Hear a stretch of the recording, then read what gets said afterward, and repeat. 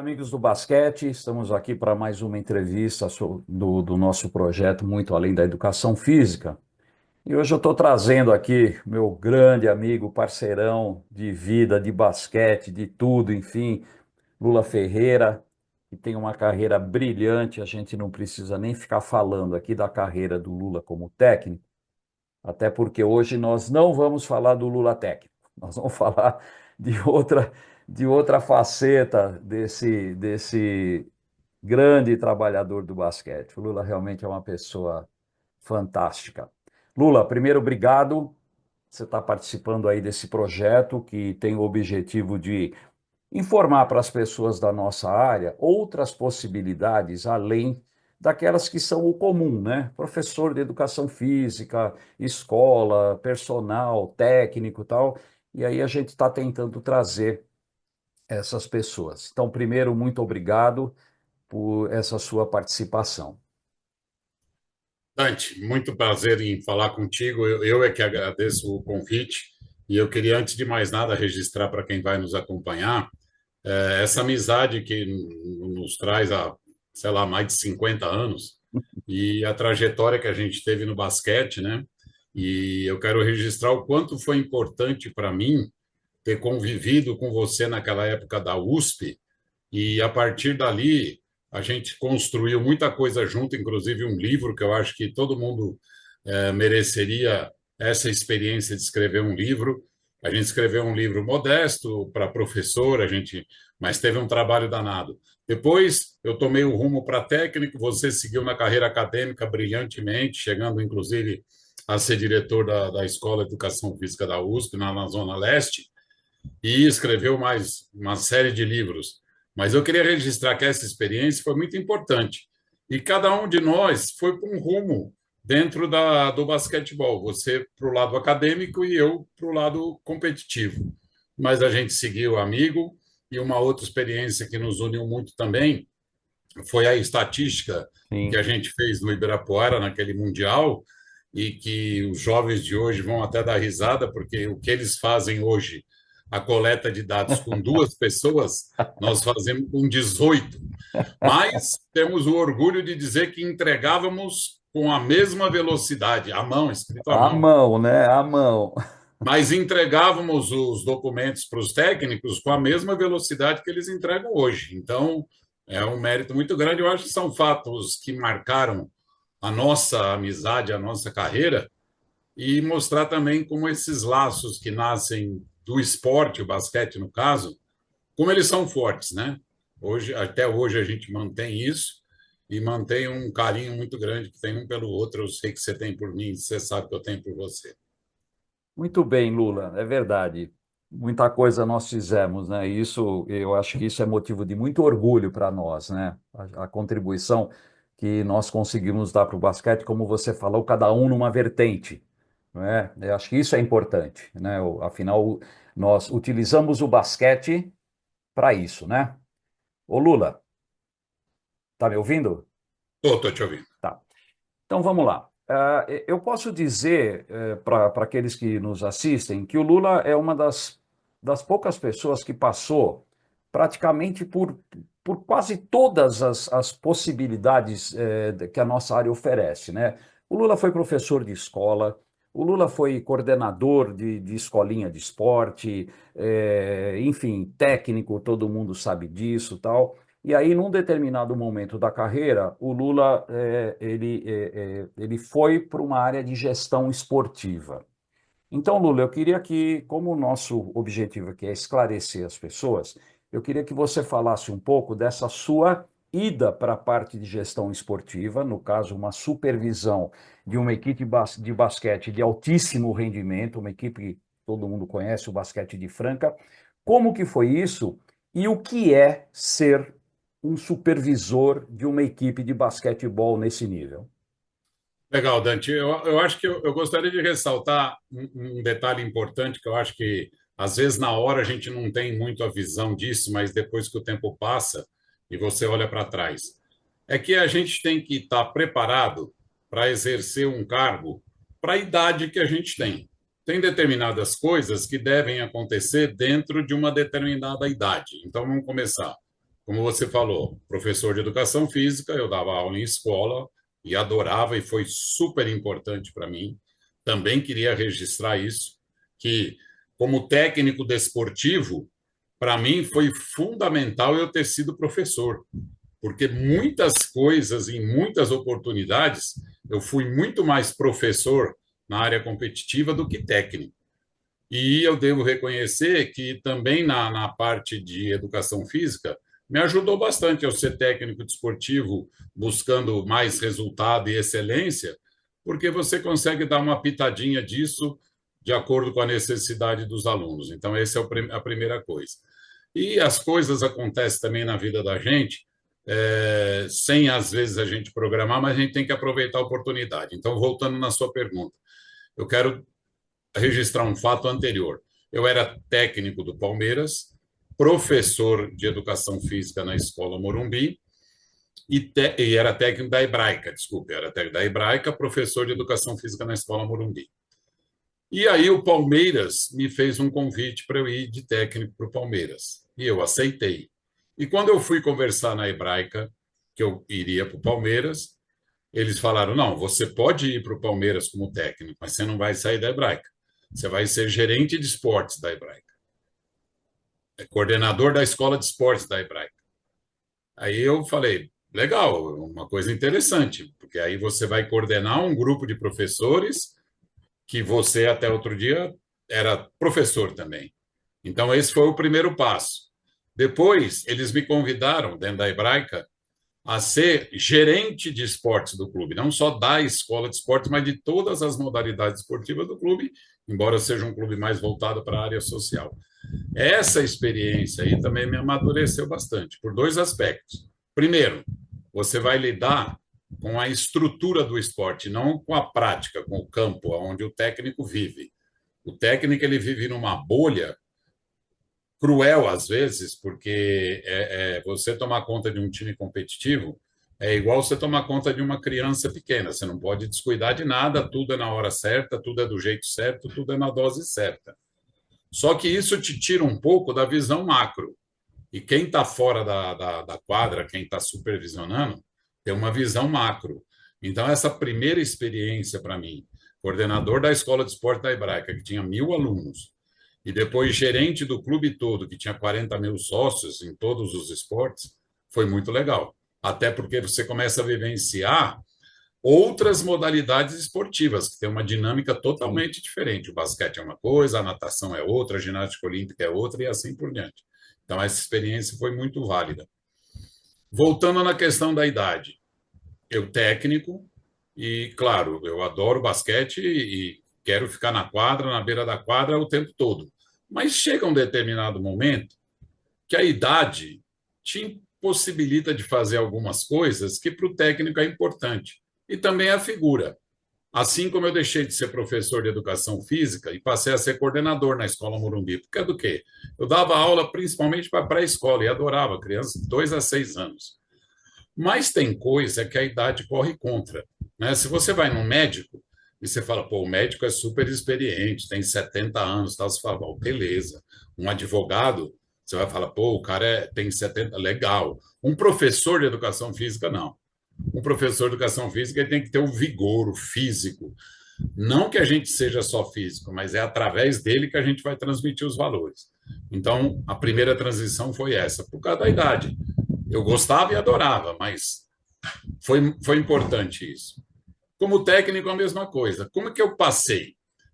Eu fui convidado para ir para Franca, para ser técnico. Primeira surpresa, porque Franca nunca tinha tido um técnico que não fosse francano.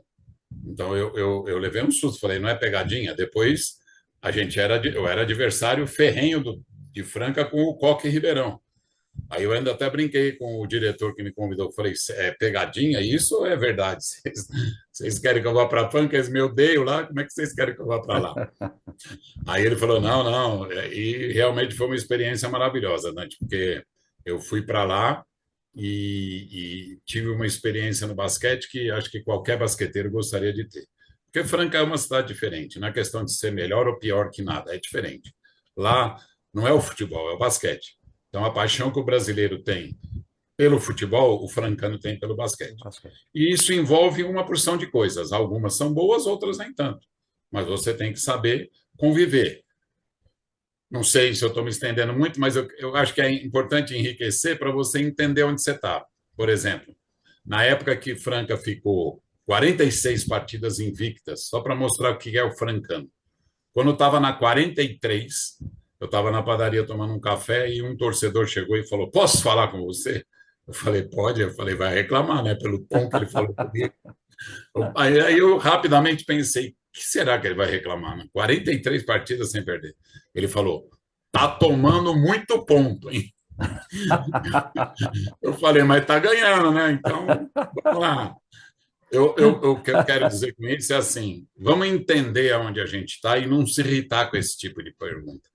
Porque, do mesmo jeito que pode parecer chato você responder isso, é o mesmo torcedor que vai estar lá na quadra te aplaudindo, incentivando o time e empurrando o time para mais uma vitória. Então, esse entendimento do lugar que você está também é muito importante. Muito bem. Aí teve a resolução da diretoria, e eu me orgulho muito disso, e esse privilégio, de trazer o Elinho como jogador para ele encerrar a carreira em Franca. Nada mais justo.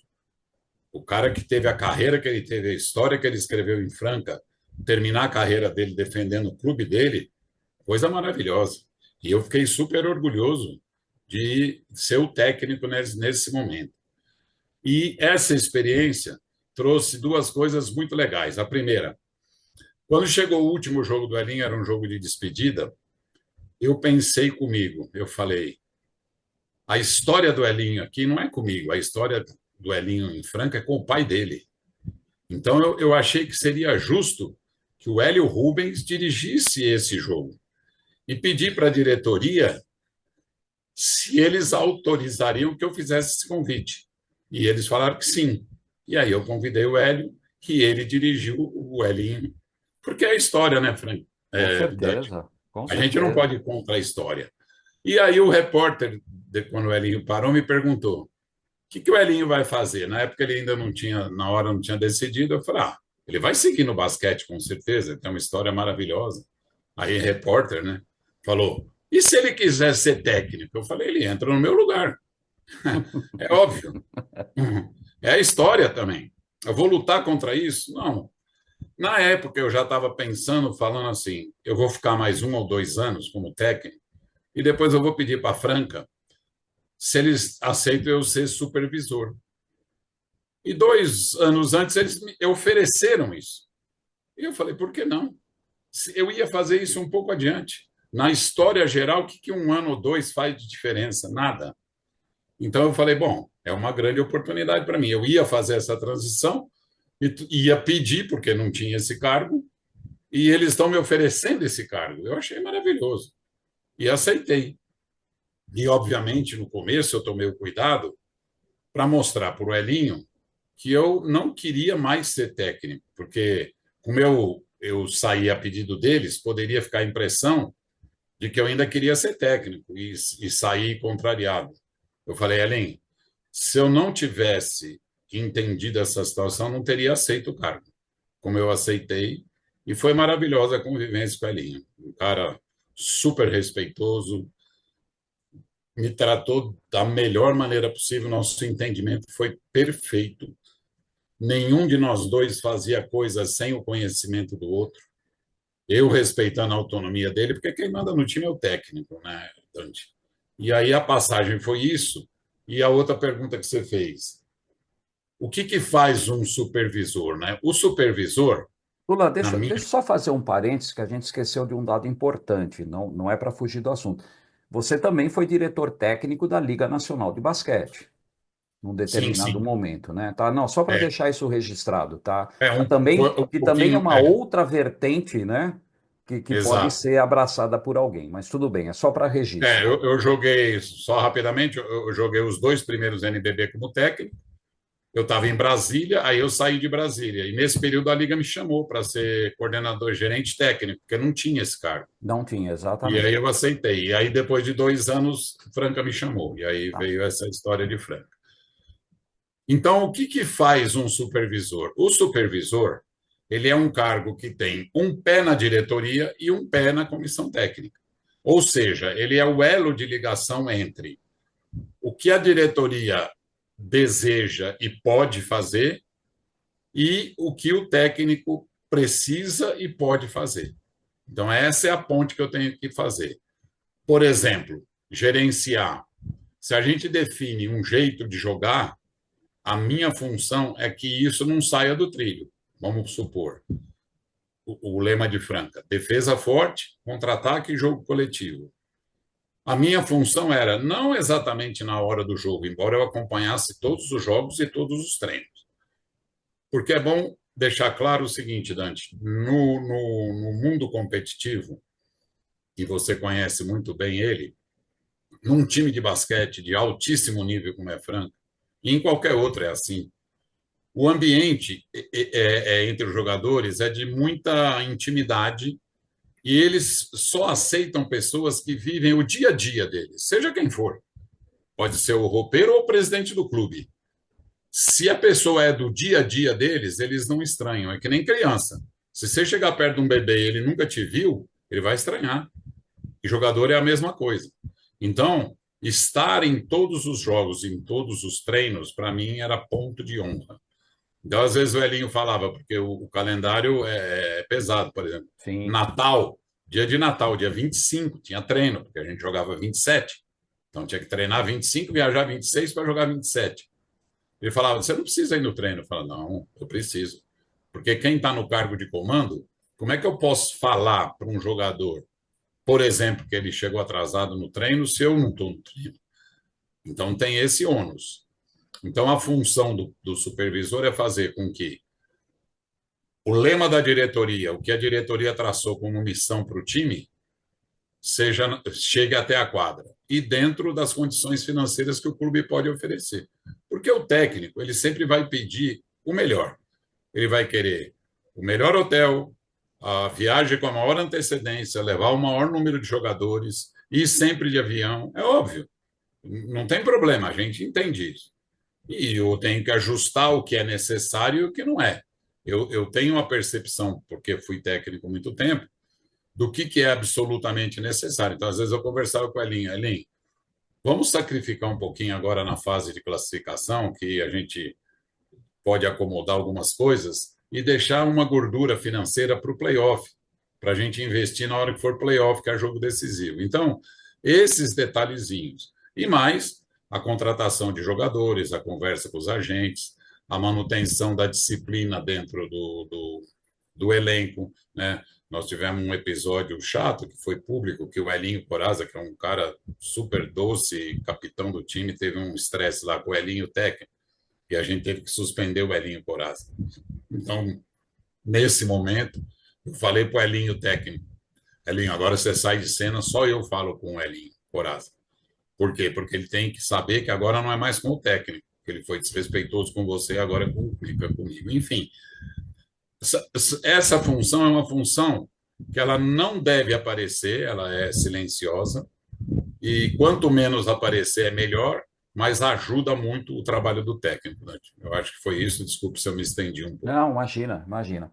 Então, Lula, além, evidentemente, de toda a sua experiência dentro do esporte, especificamente o basquete, por tudo que você já relatou, né? Todas as experiências que você passou.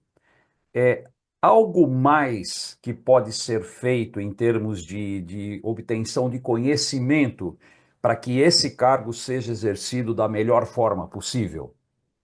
Eu acho que sim, Dante, uma coisa que me ajudou muito foi que eu tive a percepção, enquanto era técnico ainda, de fazer o curso da GV de administração esportiva. E eu Certo. fiz na GV, quer dizer, foi realmente um curso muito importante. Inclusive, eu queria dizer e registrar que o curso de administração esportiva me ensinou muita coisa para técnico, não é para administrar, para ser técnico, porque ele te dá uma clareza do que é administrar na verdade, o técnico administra pessoas, que é um fator até mais difícil, porque cada pessoa é de um jeito, tal, mas me deu muito subsídio para eu como técnico. Então, eu acho que é um curso super importante. Agora, eu não precisaria falar isso para você que é professor e foi professor e teve uma vida acadêmica brilhante, que conhecimento é todo dia, né? Não adianta. Que nem eu fui dar uma palestra, até brinquei, fui dar uma palestra semana passada. O presidente N me chamou lá para o curso da federação. E eu falei, gente, eu me formei em 1975. Você acha que se eu for ensinar hoje, eu vou ensinar do jeito que eu aprendi que se ensinava em 1975? Não dá. Já foi essa época, né, Dante? Você teve que ir acompanhando isso ao longo da sua carreira como professor universitário, por conta do quê? Por conta dos seus estudos. Você sempre estudou, fez pós e todo dia. E também a vida universitária ela tem uma vantagem, né, Dante? A gente lida com a juventude da época. E isso aí nos ajuda muito. Não só no conhecimento acadêmico especificamente, mas no jeito de tratar, no jeito de ser. E eu queria registrar um exemplo nosso aqui, que nós vivemos, e eu acho ele fundamental para o professor. Você vai lembrar, eu não lembro exatamente o nome dela, mas uma bailarina que era do Cisne Negro, uma japonesinha que fez o nosso curso, e ela falou para a gente, ó, eu odeio basquete, eu vim fazer, eu sou bailarina profissional do Cisne Negro, eu estou fazendo educação física só para dar aula de balé, mas eu tenho que fazer basquete. E ela veio, e ela era uma gracinha, a bola de basquete parecia uma bexiga na mão dela, porque ela era toda pequenininha. Mas o jeito que a gente ensinava, né, Dante? A Sim, gente não ensinava eles a serem jogadores de basquete. A gente exatamente. ensinava para ser professores de basquete. O que aconteceu quando ela terminou os 3 semestres? Ela tinha que escolher uma modalidade para fazer estágios programados. Qual que ela escolheu? Basquete. Então, para quem odiava, escolher depois é um mérito Com do certeza. professor que fez pegar o gosto pelo negócio. Esse é eu acho que é o desafio de todas as profissões que lidam diretamente com o esporte. E aí, se você é técnico, é como técnico, se você é supervisor, você tem que fazer todo mundo se apaixonar por aquilo que está fazendo, porque sem isso também não vai. Então, Lula, até por uma questão de tempo, né, tenho procurado não estender muito as entrevistas para que elas não fiquem maçantes. Mas você falou uma coisa interessante, entre todas, todas são interessantes, evidentemente. É a questão de administrar pessoas. E eu acredito que esse cargo de supervisor, assim como o cargo de técnico, mas mais o supervisor, que lida também com questões financeiras dentro de uma equipe, né? Com salários, diferentes salários, como é que é essa questão de administrar pessoas? Como é que você lida com isso para que não seja criado um ambiente de conflito entre os jogadores, de desconfiança, bom, enfim, como é que você lida ou lidou, né, nesse seu cargo que durou, eu não sei, 10 anos, né, Lula, que você foi Eu supervisor? fiquei 12 anos em Franca, 12 quatro anos. como técnico e 8 como 8 supervisor. como supervisor. Como é que você lida com isso, né? Como é que você administra esses egos, né? Porque são egos, principalmente numa equipe de altíssimo rendimento. Sem dúvida, Dante. Eu acho que é um dos setores mais delicados esse ponto que você tocou. Eu procurei, assim, a primeira coisa, entender cada um como ele é, porque cada pessoa é de um jeito. E para você tocar a alma e o coração dessa pessoa, quanto mais você conhecê-la no jeito de ser, quais são os valores, para que ela dá exatamente valor, é melhor para você conversar. A outra coisa é você ser sincero e leal. O que é lealdade? É você falar o que tiver que falar, mas sempre respeitando a pessoa, né? O fato de você falar uma coisa dura não quer dizer que você tenha que ser mal educado. E Exatamente. cada um saber da sua função. O jogador é a estrela do negócio, mas ele não é quem manda.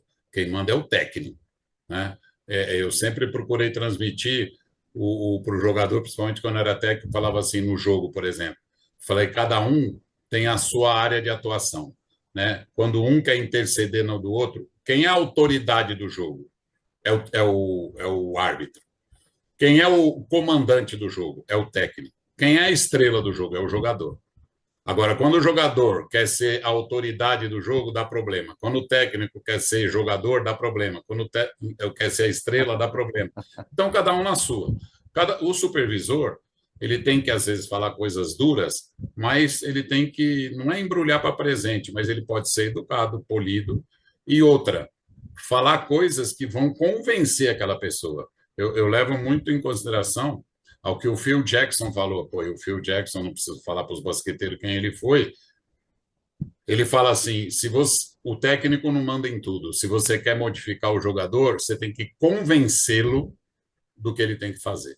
Então, é Exatamente. um trabalho de convencimento. Porque no mundo de hoje, Dante, a gente ainda viveu um mundo que a ordem dada era a ordem cumprida. Hoje não é assim que funciona. Por isso que eu falei que a gente tem que ir evoluindo. Hoje não é a ordem dada, é a ordem cumprida. A ordem vai ser cumprida se ela for entendida e absorvida. Aí sim, Exatamente. nós somos pais, a gente sabe disso, né? Cuidamos de jovens. É isso. Então, é um trabalho difícil e outra, não tem receita.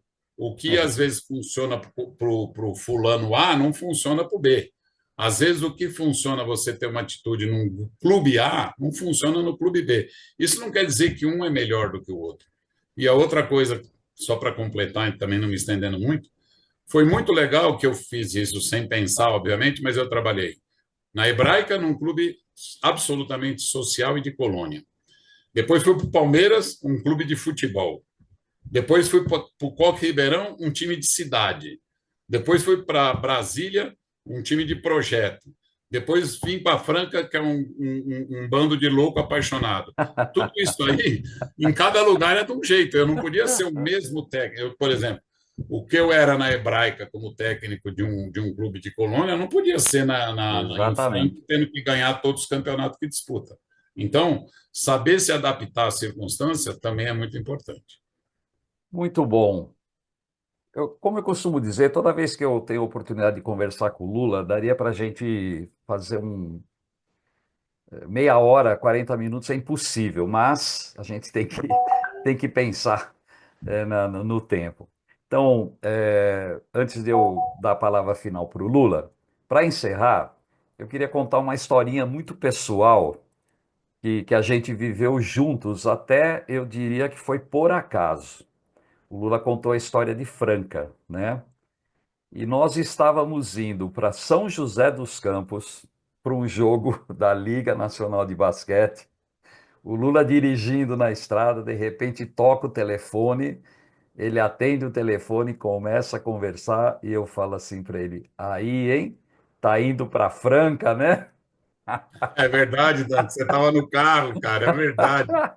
Foi nessa viagem mesmo. Foi nessa viagem que a gente teve essa oportunidade. Mas, voltando, né, a parte séria da entrevista, que não dá, a gente tem muita história para contar, e eu acho muito importante, sabe, Lula, a gente trazer essas contribuições para que os jovens percebam a riqueza da nossa área, né? A nossa área não se resume a uma quadra, a uma piscina, ou um campo de futebol, ou uma sala de aula. A nossa área, ela hoje principalmente, né, principalmente nessa área de gestão, né? Eu fiz uma entrevista com o Betinho Siviero, anterior à sua. O Betinho hoje, ele foi basqueteiro, foi meu atleta, e hoje ele dirige a Liga Mundial de Surf. Olha só que coisas, né? É mais ou menos parecido com a história da bailarina que você falou, né? Do balé para o basquete, o Betinho do basquete para o surf. Então, a nossa área é muito rica, e nós temos que aproveitar, né? Nós temos que aproveitar. Como você disse no início, a gente tem que estar preparado para tudo. A gente tem que estar preparado para tudo. E o conhecimento para isso é fundamental.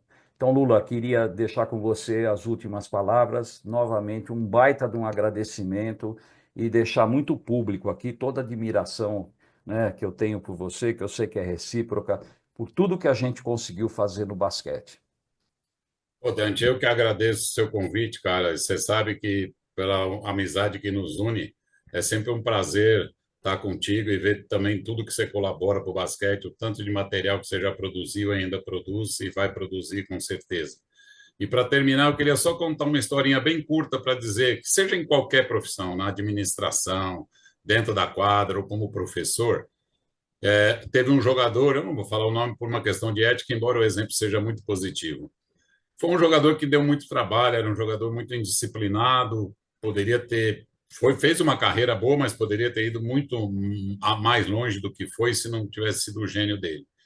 E depois que ele abandonou a carreira, encontrei com ele de Minas Gerais, e ele me levou um presentinho, mas não é o presentinho, foi o que ele me falou. Ele falou assim para mim: muito obrigado por você não ter desistido de mim.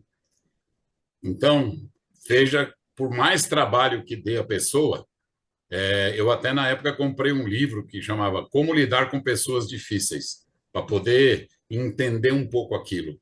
E você vê como vale a pena, às vezes, você engolir um sapo, e eu engoli alguns dele, que eu poderia ter tido uma atitude drástica e não tive, mas só essa frase depois vale a pena. Não Sim. desistir das pessoas que você está comandando, seja como técnico, professor ou administrador. Dante, muito obrigado pelo convite e um grande abraço a todos. Muito bom, gente. Excelente esse bate-papo com o Lula, que é sempre muito bom, né? E aqui a gente teria a condição de sentar aqui e contar muitas histórias e dar muita risada. Mas vem mais por aí, viu? Aguardem que vem muita gente boa aí pela frente nesse projeto. Obrigado a todos, um grande abraço. Lulão, grande abraço Valeu, Dante. e Obrigado. Um tudo de abraço a bom. todos. Abraço. Tchau, tchau.